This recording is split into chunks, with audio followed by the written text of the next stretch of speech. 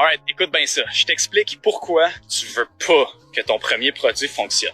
Okay? Des fois, il y a des gens qui viennent me voir, qui ont, mettons, fait un seul produit, puis que ça a marché. Ils ont fait un peu d'argent, ils ont fait 10, 20, 30 000, puis c'est toujours une position qui est dangereuse. Parce que ça te donne l'impression que tu sais ce que tu fais, parce que t'as acquis une certaine richesse, t'as un peu de cash, sauf que t'as pas encore bâti la réelle richesse, qui est tes connaissances, tes compétences, ton expérience.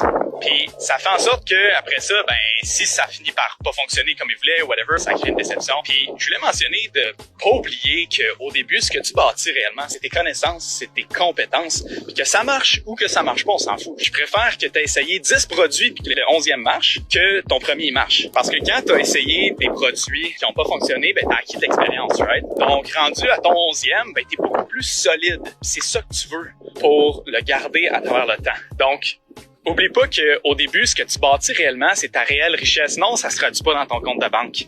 Mais tôt ou tard, ça va se traduire dans ton compte de banque. Puis quand tu as des connaissances, quand tu as des skills, des compétences, de l'expérience, tu peux être broke. Tu peux être en manque d'argent pendant un certain moment, mais tu seras jamais pauvre parce que tu peux toujours décider d'utiliser ça, convertir en argent, tout le temps. Puis ça, il y a personne qui peut te l'enlever.